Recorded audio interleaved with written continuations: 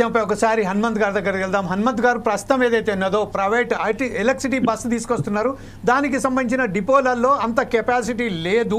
అక్కడ ఎవరైతే electric points ఉండాలో ఆ పాయింట్స్ లేవు కాబట్టి ఇప్పుడు అనేక ఏదైతే ఉన్నదో ఇంకా కొన్ని బస్సు డిపోలను పెంచడానికి కూడా ప్రయత్నం చేస్తున్నది. ప్రస్తుతం ఏదైతే ఉన్నదో మనం చాలా విషయాలు మనం చెప్పుకుంటా పోతే మాత్రం మన గోతి మనమే దోకినట్టు కనబడుతున్నది. ఆర్టీసీ లాభాలలో వస్తున్నది అనే సమయంలోనే ఈరోజు మరొకసారి ఆర్టీసీకి సంబంధించిన ఎలక్ట్రిక్ బస్సెస్కు సంబంధించిన అక్కడ స్థలాలు లేవు, వారి గురించి మనం ఇంకో డిపోలు ఏర్పాటు చేస్తున్నాం కొత్తగా ఎయిర్పోర్టు, వాళ్ళకు ఎలక్ట్రిక్ ఛార్జెస్ గురించి ఛార్జింగ్ పెట్టే పాయింట్స్ ఏర్పాటు చేస్తున్నామని చెప్తున్నారు. 5,000 రూపాయలకు సంబంధించిన టార్గెట్ పెట్టారు. మహిళలకు సంబంధించిన ఎలాంటి వసతులు లేవు. ఇన్ని చెప్తున్నప్పటికీ అసలు ప్రభుత్వానికి చీమ కుట్టినట్టుగా ఊపడతలేదు. వారు రేపోయే ఈ ఆర్టీసీ వెల్ఫేర్ బోర్డుకు సంబంధించిన ఒక మీటింగ్ ఏర్పాటు చేసి ఏదో మరి మీ మధ్యలోనే చిచ్చు పెట్టడానికి ప్రయత్నం చేస్తున్నది. ఈ విషయంలో వేరే యూనియన్ల దగ్గర వెళ్ళినప్పుడు వారు చాలా ఖచ్చితంగా చెప్తున్నారు. ఆ యూనియన్లు ఏదైతే ఉన్నారో సమ్మె మీద వెళ్తున్న యూనియన్లు ప్రభుత్వానికి వారికి సంబంధించిన ఒక సమ్మె బాట పట్టడానికి ప్రయత్నం చేస్తున్నది. మా కార్మికులలో ఐక్యత అనేది మా దగ్గర ఉన్నది అని చెప్తున్నారు. ఈ విషయంపై యాజ్ ఎ జాక్ చైర్మన్గా మీరేమంటారండి? ఇప్పుడు స్పష్టంగా కూడా ప్రభుత్వానికి తెలిసే విధంగా మేము ప్రయత్నం చేస్తా ఉన్నాం. ఎండి గారు కూడా తెలియజేస్తా ఉన్నాం. కానీ ఎండి కావాలని ఇప్పటి వరకు యూనియన్ నాయకులతో మాట్లాడతారు. ఎంత ఉంది అంటే యూనియన్లు ఉంటే నేను చేసేటివి అడ్డం వస్తారనే ఉద్దేశంతో ఈ రోజు వరకు కూడా ఎండి వచ్చినప్పటి నుంచి యూనియన్ల నాయకులను ఈ రోజుకు మాట్లాడి సమస్యలు ఏంటివని కూడా మాట్లాడట్లేదు. మొన్న ట్రాన్స్పోర్ట్ మినిస్టర్ గారితో మాట్లాడి మా ట్రాన్స్పోర్ట్ మినిస్టర్ గారితో అడిగినాం, అసలు ఈరోజు యాజమాన్యం వస్తే కానీ సమస్యలు పరిష్కారం అవుతాయి, మరి యాజమాన్యం లేకుండా మరి మీరే మాట్లాడుతున్నారంటే వాళ్ళు మేము చెప్పింది ఏమింటారు కాబట్టి మేము చెప్తున్నాం, మేము మీకు మొత్తం పని చేస్తామని రవాణా శాఖ మంత్రి గారు చెప్పారు. అయితే దీంట్లో ఎలక్ట్రికల్ బస్సులు ఏదైతేనో దాన్ని తప్పకుండా మేము విరమించుకున్నాం. ఇప్పటి నుంచి రిక్రూట్ మాత్రము ఈ ఆర్టీసీ బస్సులోనే ఆర్టీసీకి ఉంటుంది అనేది కూడా స్పష్టంగా చెప్పడం జరిగింది. దానికి సంబంధించిన లెటర్ కూడా మరి తయారు చేసి మాకు చూపించడం జరిగింది. సో అది ఎలక్ట్రికల్ బస్సు ఒక విధంగా ఆర్టీసీ కొంటుందా అనేది చాలా సంతోషం. కానీ ఈరోజు ప్రైవేట్ ఏదైతే కాంట్రాక్ట్ విధానం అనేది చాలా ఘోరమైన పరిస్థితి. ఈరోజు ఎన్ని వేకెన్సీస్ స్టార్ట్ మనకు ఏర్పడతామంటే ఇప్పుడు నా దగ్గర ఒకటి ఉన్నది, మీరు చూడండి, ఒక 1 year ఇది మీరు ఒకసారి జూమ్ చేయండి, మీకే తెలిసిపోతుంది. ఒక జూమ్ చేస్తే మీకు క్లియర్ గా అర్థమైపోతుంది. నెక్స్ట్ డిబేట్ లో మనం పెడతాం సార్, నాకు అది పెట్టేసేయండి. తర్వాత ఏమందంటే ఈ వచ్చే నెల నుంచి వచ్చే నెల 365 మంది రిటైర్ అవుతారు, జూలైలో 261, మళ్ళీ ఆగస్టులో 232, మరి సెప్టెంబర్ లో 120 మంది, అక్టోబర్ లో 117, నవంబర్ లో 73, మళ్ళీ డిసెంబర్ లో 100 మంది, జనవరి 26 లో 168, జనవరి మరి ఫిబ్రవరిలో 167, మార్చి 26 లో 197, ఏప్రిల్ 26 లో 202, మే 26 227, అంటే 2225 మంది ఈ రోజు వచ్చే నెల నుంచి మళ్ళీ నెక్స్ట్ జూన్ వరకు మే వరకు రిటైర్ అవుతారు. అంటే ఇంకో 2000 పోస్టులు ఇంకా ఖాళీ అవుతాయి. అంటే ఇప్పుడు ఆల్రెడీ 3000 పోస్టులు కొత్త వేస్తున్నారు. అంటే 3000 ప్లస్ 2000 5000 వేయాల్సిన అవసరం ఉంది.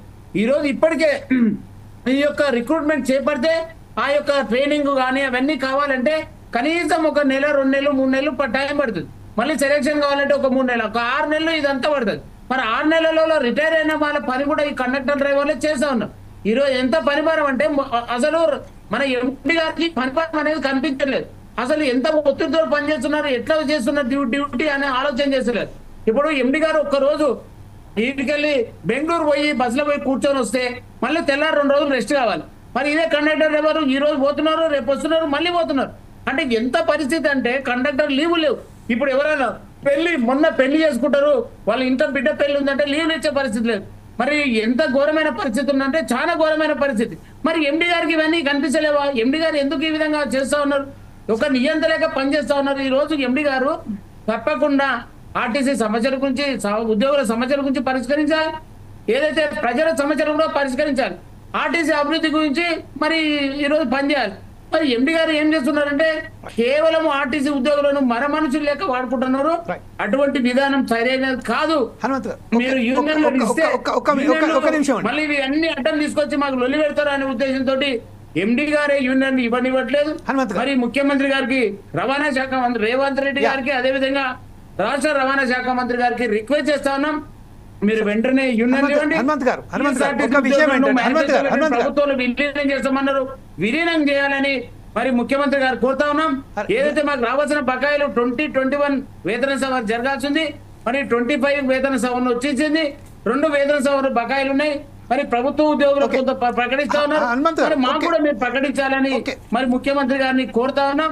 అదేవిధంగా విధానం ఏదైతుందో అది తక్షణమే ఉపసంహరించుకోవాలి, లేకపోతే పెద్ద ఎత్తున రాష్ట్ర వ్యాప్తంగా మరొక ఉద్యోగం చేపట్టడానికి మేము సిద్ధమవుతామని సందర్భంగా తెలియజేస్తాం. హనుమంత్ గారు ఒక విషయం ఏంటంటే గతంలో ఏదైతే మీ సమ్మెకు సంబంధించింది మాట్లాడకపోయారో అప్పుడు ఏదైతే పొన్నం ప్రభాకర్ గారితో మాట్లాడారో అప్పుడు సీఎం రేవంత్ రెడ్డి గారు రాలేదు, ఆ విషయం మాత్రం చేస్తాం. అయితే పొన్నం ప్రభాకర్ గారు మీ నోట ఏం చెప్పారంటే పొన్నం ప్రభాకర్ గారితో మాట్లాడినప్పుడు యజమాన్యం రాలేదు కదా అని ఎప్పుడైతే మీరు మాట్లాడారో ఆ విషయంలో మేము మాట్లాడిందే యజమాన్యం వింటది ఖచ్చితంగా అని చెప్పారు. కానీ ఇప్పుడు ఈ ఏదైతే ప్రకటనలు యజమాన్యం చేస్తున్నదో ఆ ప్రకటనలకు పొన్నం ప్రభాకర్ గారు ఇచ్చిన వాగ్దానం విరుద్ధం కనబడుతుంది. ఈ విషయంపై మరి మనం పొన్నం ప్రభాకర్ గారిని తప్పు పడదామా, రేవంత్ రెడ్డి గారిని తప్పు పెడదామా, లేకుంటే యజమాన్యాన్ని తప్పులు పడదామా? ఇప్పుడు దీంట్లో మనకు ఖచ్చితంగా వ్యత్యాసం కనిపిస్తా ఉంది. మరి పొన్నం ప్రభాకర్ గారే యాజమాన్యం అవసరం లేదు, మేము చెప్పిందే యాజమాన్యం చేస్తామని చెప్పారు. కానీ అందరి ముందర జేఏసీ నాయకులు అందరి ముందర చెప్పినటువంటి ఈరోజు రవాణా శాఖ మంత్రి గారే దానికి సమాధానం చెప్పాల్సిన అవసరం ఉంది. రవాణా శాఖ మంత్రి గారు వెంటనే ఎండి గారు ఏదైతే వెల్ఫేర్ కమిటీలను పెట్టినో ఆ యొక్క మీటింగ్ ను వెంటనే రద్దు చేయాలి. ఏదైతే కాంట్రాక్ట్ విధానంతో కండక్టర్ తీసుకుంటానో అటువంటి విధానం కూడా రద్దు చేయాలి.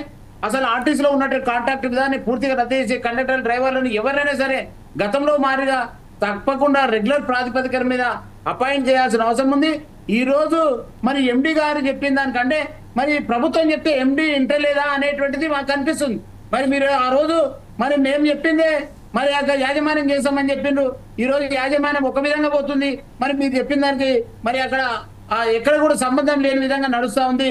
మరి ఇటు విషయాన్ని మరి మీరు ముఖ్యమంత్రి గారి దృష్టికి తీసుకెళ్ళాలని చెప్పడం జరిగినది. మీరే అన్నారు మీరు యూనియన్ నాయకులను తీసుకెళ్ళి ముఖ్యమంత్రికి తీసుకెళ్తా అని చెప్పారు. మరి మమ్మల్ని అందరినీ కూడా ఒకసారి ముఖ్యమంత్రి గారికి తీసుకెళ్తే మేము మా యొక్క సమస్యలు చెప్పడానికి ఆస్కారం ఏర్పడుతుంది. మరి యొక్క ఇన్ని సమస్యలు ఉంటే ఆర్టీసీ ఉద్యోగుల సమస్యలు ఈ రోజు ముఖ్యమంత్రికి తెలుస్తారేమని మేము అభిప్రాయం 100% జరుగుతా ఉన్నది. మేము ఎందుకంటే ఎక్కడ పోయినా టైం అనేది ఇంపార్టెంట్. ఒక 15-20 నిమిషాలు ముఖ్యమంత్రి గారు ఆర్టీసీ ఉద్యోగుల సమస్యల పైన నిన్న ఒకసారి వింటే మా యొక్క సమస్యలు పరిష్కారం అవుతామని మాకు ప్రగాఢ విశ్వాసం ఉన్నది. ముఖ్యమంత్రి రేవంత్ రెడ్డి గారు మా యొక్క సమస్యలు వింటలేరు అనేది మాకు తెలుస్తుంది.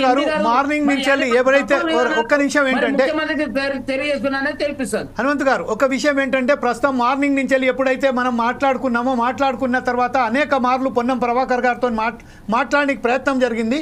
ఆ మెసేజ్లు కూడా పెట్టాడు, ఆ మెసేజ్ చూసిన తర్వాత కూడా స్పందించలేకపోయారు. కాకపోతే ఏంటంటే రేపు ఏదైతే వెల్ఫేర్ మీటింగ్ అయిన తర్వాతనేమో స్పందిస్తారో అది కూడా చూద్దాం.